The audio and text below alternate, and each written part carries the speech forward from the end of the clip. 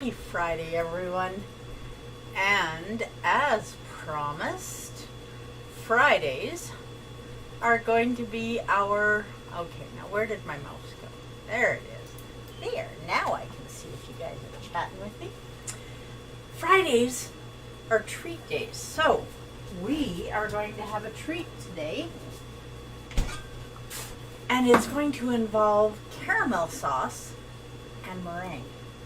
I know that sounds like an interesting combination, doesn't it? But it's going to work and you're going to love it. And let's go. Okay, so the very first thing we're going to do, because it's going to take a little longer to make our caramel sauce, and this is 0 carb caramel sauce. Yeah, I know. It is. And we're going to even sweeten it. And it's still going to be 0 carb. Okay, so 1 stick of butter, a full stick of butter, 112 grams. And don't forget to scrape off the paper. You know, you don't have to work as much to scrape off the paper if you take it out of the wrapping as soon as it comes out of the freezer. And I always buy my butter in bulk so that it's here right when I need it. Okay, now we'll get rid of this. And we're going to turn this on low. Well, we're going to turn it on too. Now, what you want to do for caramel sauce is you want to make sure that this butter is browned. That's a really big part of the equation here. So, we brown the butter. Find the pocket in the apron so the cloth is handy. Now while that butter is melting and browning, and again, magnetic induction, so look at how quickly that's happening. The heat is instant. It's like using a gas stove. Good morning, Dell. Okay, now we are going to see if I can separate eggs without breaking the yolks, using the handy dandy built-in egg separator that comes with every carton, well, with every egg actually. Okay, now if you are vegetarian, this will work well for you. If you're vegan, yeah, well, there's not really a whole lot that we can do to help with that. I have absolutely no issues with vegan. I believe everybody needs to do things exactly the way they feel is right for them. But I do not know how to make things that are vegan because I am not. It's not something that I have taken time to learn about. Now this one is going to be a little bit difficult. Okay, well, we're going to do this way. If the built-in egg separator doesn't work, we will use my egg separator because it always works. Okay, and we're going to set that aside. Now, we're going to get noisy again this morning. I know we do that a lot when we get together. Okay, now, let's check our butter. You really need to keep an eye on this butter because we want it brown, we don't want it burnt. And there is a huge difference there. Okay, so while that is bubbling away, we're going to add a generous quarter teaspoon of cream of tartar to our eggs. And that's going to get kind of lumpy for a second, but it's going to smooth out very quickly. Put our things in here. Now you'll notice that I haven't added any sweetener yet, and that is very intentional. Turn our mixer on high. Now if you have a stand mixer and you want to do this in your stand mixer, by all means.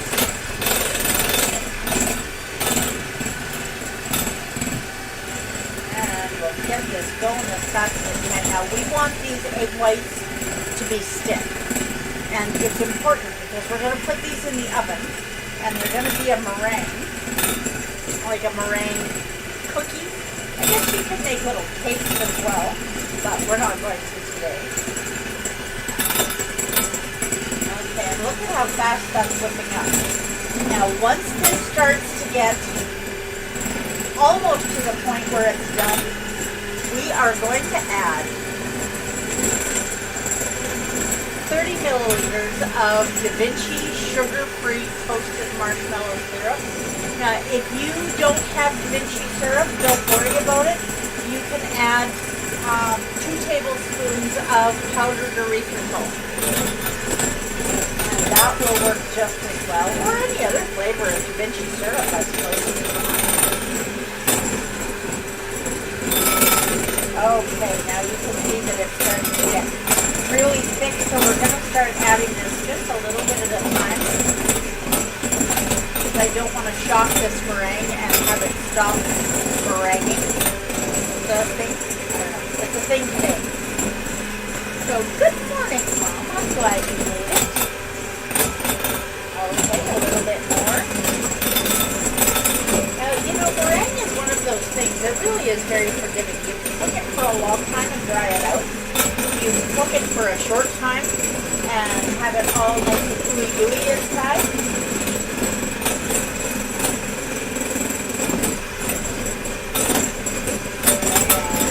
So you turn your oven, preheat it to 350 degrees.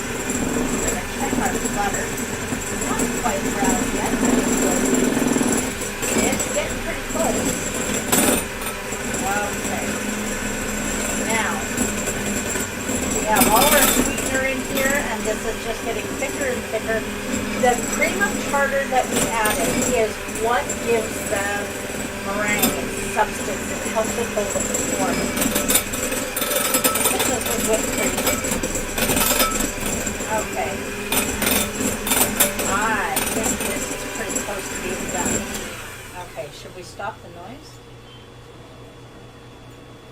Okay, and you can see when I took the beaters out of here, the hole stayed and the form stayed, so we're good. So I am going to hand this off, get it out of our way, and our meringue is ready to go. I didn't use vanilla because I used the toasted marshmallow Da Vinci sugar-free. Oh, now look at this. You can see it's starting to bubble, and you can see that it's starting to brown, and we want a really nice deep brown. Just a minute. We're gonna get you over here where we can be standing in the same spot and hanging out. Okay. Now this is getting nice and bubbly. And it's getting nice and brown. Now you can let this get a little darker. Be careful when you're browning butter. Once it starts to really brown, it will burn just that fast. Now you can see this is getting to be a really deep brown really quickly. So now we are going to add 65 grams of erythritol gold. And then, now see how that calms down the foaming, and you can sort of see how brown the butter was, but the erythritol gold is brown too. We're going to add 1 cup, 250 milliliters of heavy whipping cream.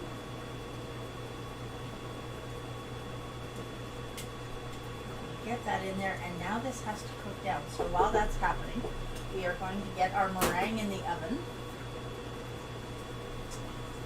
Now this is going to take a little while to cook. It doesn't take hours and hours, but it does take a while. And so while that's cooking, it really is important to keep an eye on it, because if you don't keep an eye on it, you will end up with burnt caramel instead of delicious caramel. Now, while that's working,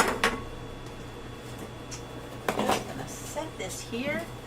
And we are going to take spoonfuls of meringue, and you need to work quite quickly with this because meringue will start breaking down if you don't get it in the oven.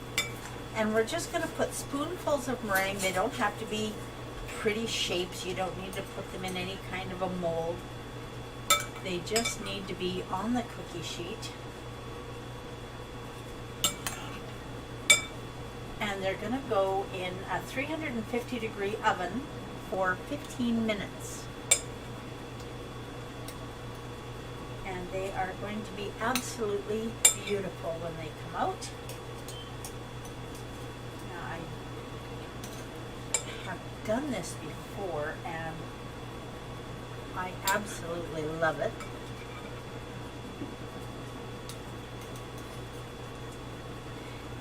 Okay. You see how fast this goes on the sheet? Just lickety split. So this was only 2 egg whites. So it doesn't take a lot. And then save your egg yolks and have them for lunch, or make a sauce out of them, or there's all kinds of things you can do. Don't waste your egg whites, your egg yolks. Don't waste them because they are delicious and they are full of healthy fat.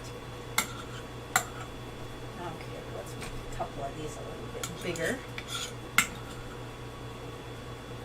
Now, I would love it if you guys, good morning, Tammy. I would love it if you guys gave me your suggestions, your wish list for things that I would do on here that are keto. Okay, so there is that done. Now we're going to pop this in a 350 degree oven for 15 minutes. Alexa, 15-minute timer. Now, 15 minutes, starting now. Okay, while she's doing that, we are going to work on the caramel sauce. Now, how many of you guys are on TikTok?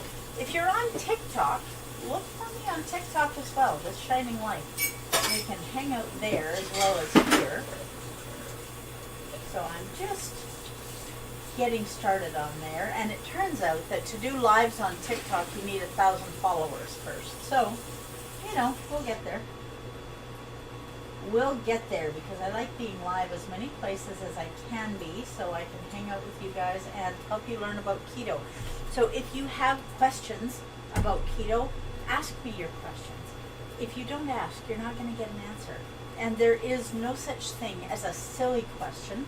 There are only questions that don't get asked. So if you are wondering about something to do with keto, you're not the only one. Now recently, I just had a discussion with someone whose spouse had latent onset type 1 diabetes. So type 1 diabetes typically is diagnosed when the person is a child, at least now it is. Historically, oftentimes people didn't even make it through childhood because of type 1 diabetes. But whether it's type 1 or type 2, keto is a wonderful option. And there are some pretty huge differences. Now, I'm going to get my coffee topped up. And guess what I'm using in my coffee today? Yeah, the toasted marshmallow. Because it is delicious. There we go. And get it topped up. Now, you don't have to stir this continually, but you do want to make sure that you're paying attention to it because this will burn quickly as well. Between the butter and the cream, you can burn it very quickly. So what is the difference between type 1 and type 2 diabetes? So good morning, Evelyn. If you have been diagnosed with type 2, I'm sure that you've gotten some information from your doctor, and you'll be given dietary recommendations, and typically they start you off by saying, we're going to give you a chance to control this with diet. And then they give you a diet that is going to make it worse, not better. I don't even ask. I don't understand.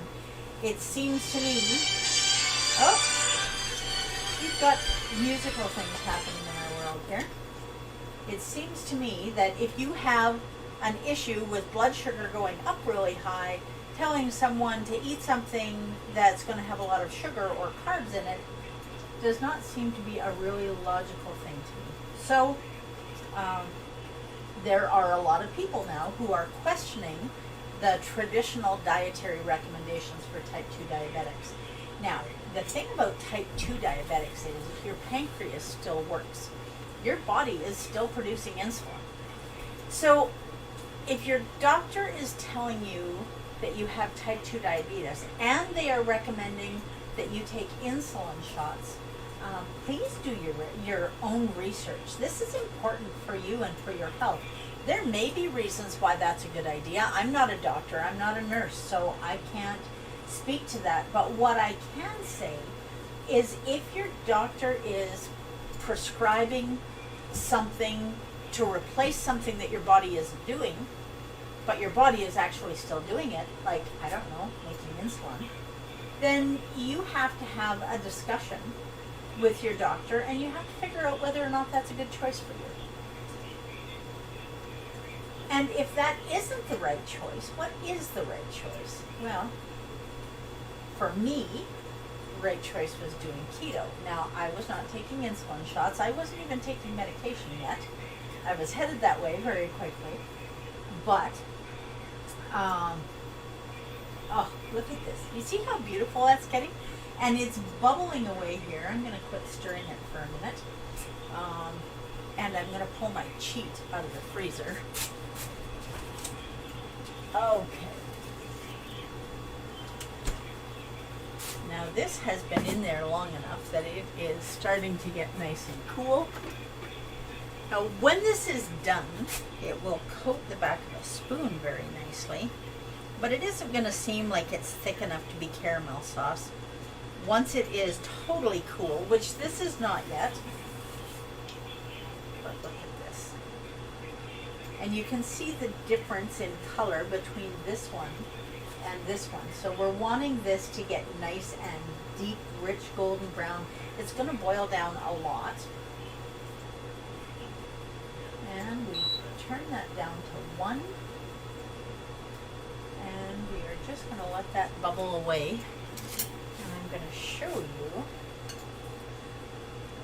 Now see on the sides of the bowl where it was really cool, you can see how thick that's gotten.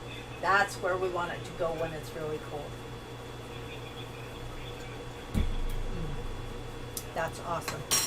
Now, how much time do we have on our timer? We still have 9 minutes and 7 seconds left to go, but I am going to speed things up here in a few minutes. This is one of those things that you make as a labor of love because you do have to stand here and tend it.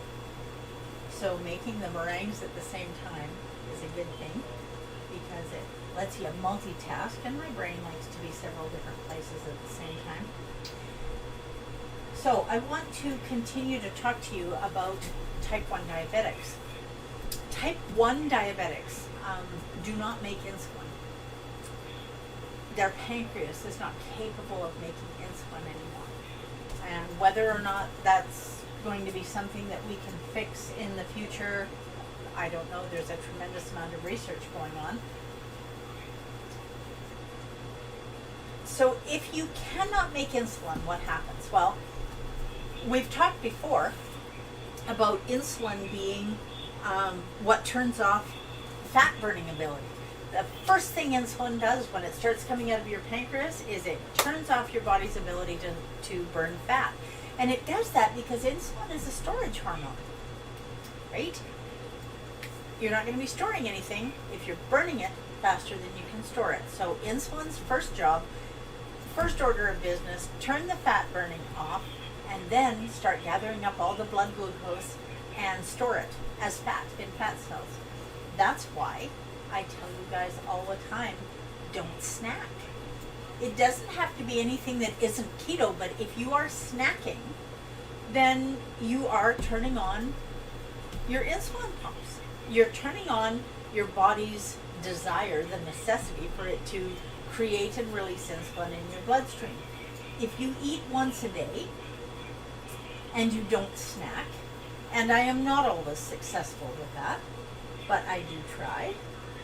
But if you eat once a day and you don't snack, then your body is still always going to have a little bit of insulin happening, but not enough to turn off the ability to burn fat.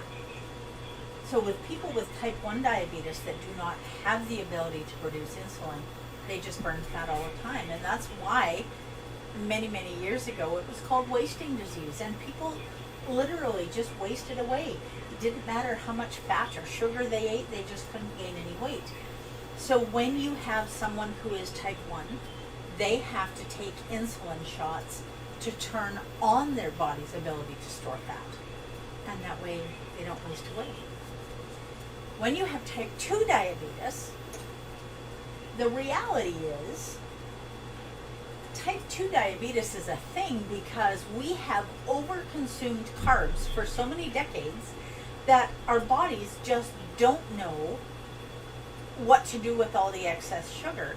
And so the more sugar, the more carbs you eat, the more insulin you need to deal with it, the more it's storing it as fat. When your insulin can't keep up, your blood sugar goes higher and higher. So, that can be chocolate bars, it can be mashed potatoes and gravy, it can be mashed potatoes with no gravy, it can be beer, it can be anything that has carbs in it. That's the hint. If you can look at the label and it has carbs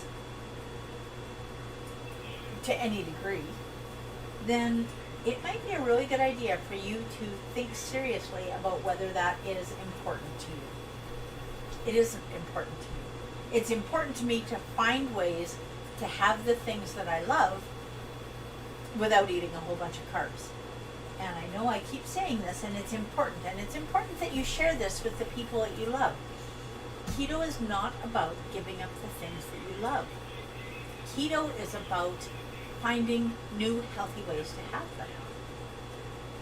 It is. I mean, we have a bowl of caramel sauce here, and we have toasted marshmallow meringues in the oven. So, what have we given up? Now, this is getting ooey gooey creamy. Now I'm going to show you. Let me get a spoon here. I'll show you how to tell. See how it's dripping off the spoon? And if I go like this, you can see, if you look closely, this is still dripping down a little bit. That means it's not done. When it's done, when you swipe your finger across the spoon, first of all, not only do you get to do a taste test, and that is delicious, by the way, but it also tells you when it's done, because when it's thick enough, it's going to coat the back of that spoon and it's not going to move at all.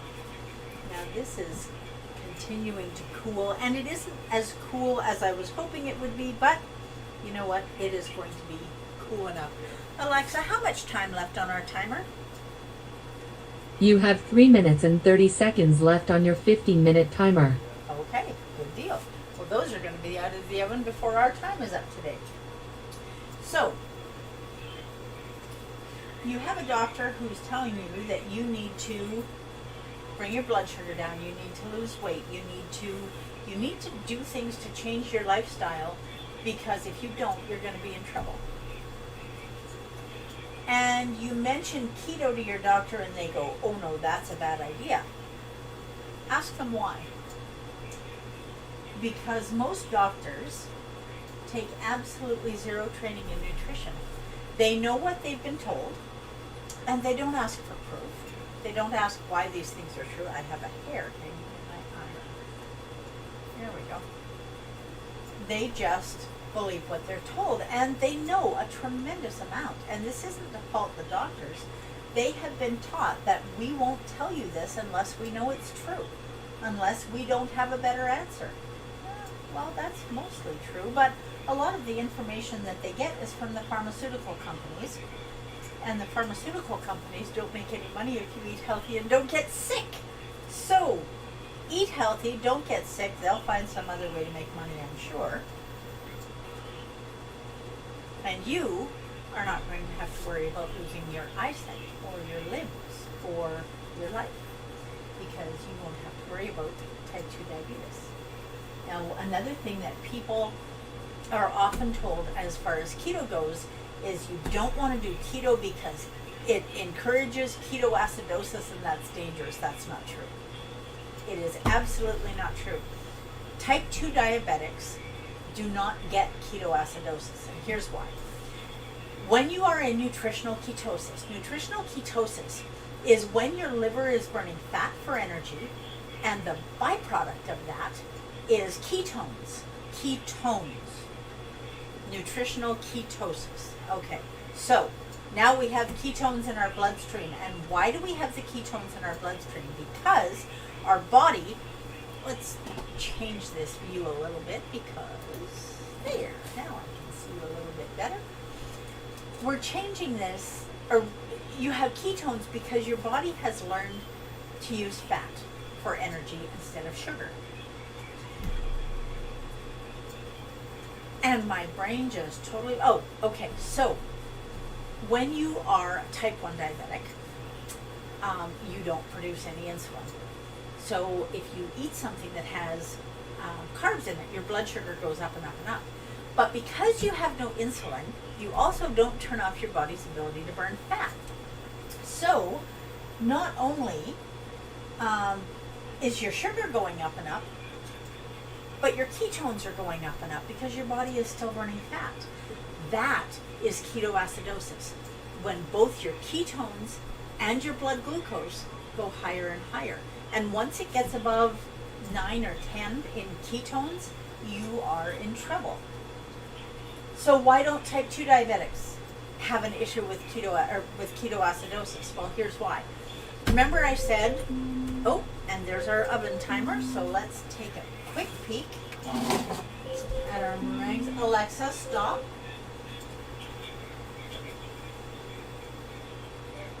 Oh, look at these.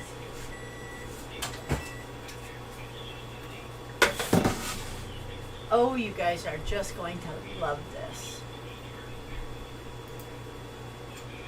And look at how beautiful these are.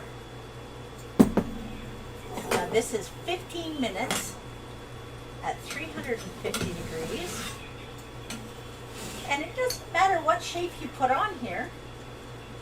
They just come out beautiful golden brown, and they keep their shape. Now I am going to let these cool on the parchment paper, and I don't remember whether I told you to do this on parchment paper or not, but if I didn't, it's an important step. And the reason that it's an important step, now I'm going to take them off the sheet pan because the sheet pan is going to hold the heat, and I don't want these to continue cooking any more than they have to. As they cool on the parchment paper, they are going to lift off beautifully, and you're not going to have any sticky bits on the parchment paper. So we're just going to let those cool. And, oh, look at our caramel sauce, guys. Look at this. That is absolutely beautiful. And that is almost ready. Let me grab another spoon and I will show you. Okay. Now, you see the back of the spoon, and you can see it is nice and thick. And it is not,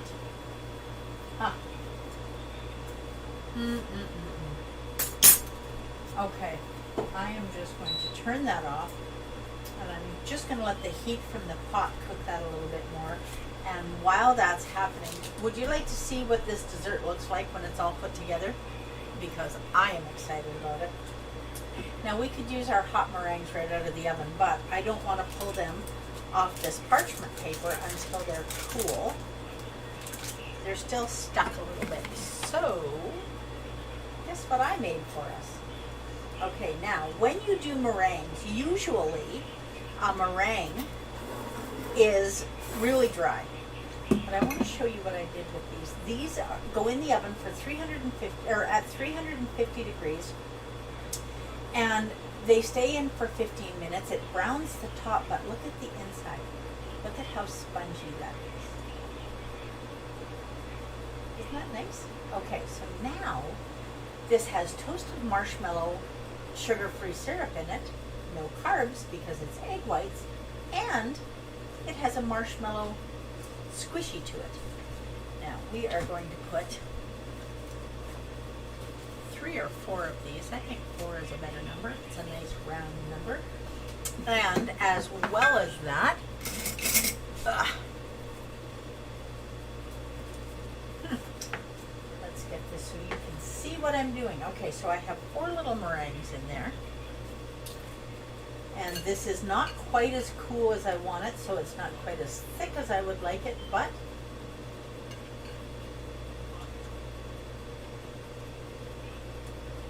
there you go. Now you have a toasted marshmallow meringue and caramel syrup dessert. And the best part is, it is carb free.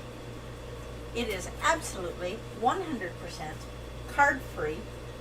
So make it, eat it, enjoy it. You don't have to give up everything that you love that's sweet just because you're doing keto. We just get together 3 times a week, Wednesday, Friday, Sunday at 10 a.m. Mountain, and we find ways to do it so that we can keep our mouth happy while we're keeping our body happy too.